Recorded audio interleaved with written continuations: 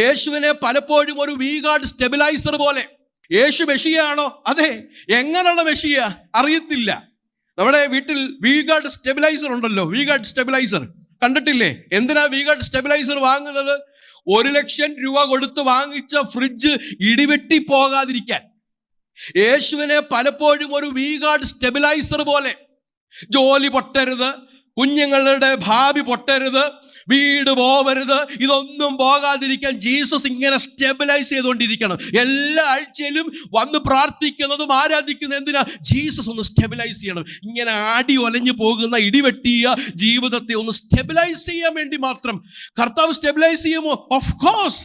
എന്നാൽ കർത്താവിനെ അതായിട്ട് മാത്രമായി ചിത്രീകരിക്കുന്നെങ്കിൽ, മനസ്സിലാക്കുന്നെങ്കിൽ വി ഹാവ് മിസ്അണ്ടർസ്റ്റുഡ് ഹിം. ചിലര് യേശു ക്രിസ്തുവിനെ കാണുന്നത്, ഇവിടെ കടകളിലൊക്കെ ചെല്ലുമ്പോൾ ആ മഞ്ഞ ഇങ്ങോട്ട് എടുത്ത്, ആ പച്ച ഇങ്ങോട്ട് എടുത്ത്, ആ ചുമപ്പ് ഇങ്ങോട്ട് എടുത്ത്, ആ വെള്ള ഇങ്ങോട്ട് എടുത്ത്, നമ്മൾ പറയുന്നത് പോലെ.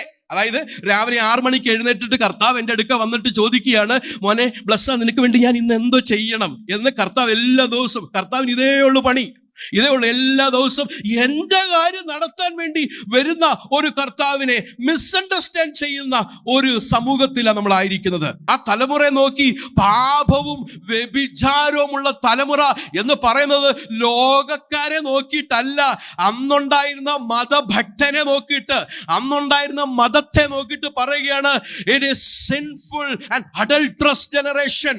ഇന്നും കർത്താവ് അങ്ങനെ തന്നെയാ വിളിക്കുന്നത്. പ്രിയരെ, ഞായറാഴ്ച മാത്രമുള്ള ഒരു ബന്ധം ആരാധിക്കുന്നത് എന്തിനാ? ജീവിതത്തിലെ കാര്യങ്ങളെല്ലാം സ്മൂത്തായി പോകാൻ, പ്രശ്നമൊന്നുമില്ലാതെ പോകാൻ ഒരു ആരാധന.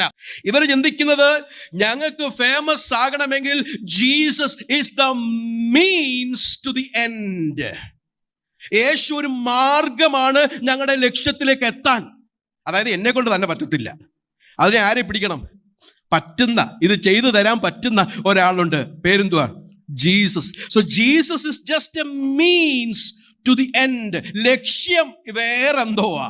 ഇന്ന് പകൽക്കാലം നാം കേട്ടതുപോലെ നമ്മുടെ മാർഗവും നമ്മുടെ സ്രോതസ്സും നമ്മുടെ ലക്ഷ്യവും യേശു മാത്രമായിരിക്കണം. നമ്മുടെ സ്രോതസ് അവനാൽ, അവനിൽ നിന്നും അവങ്കലേക്കും.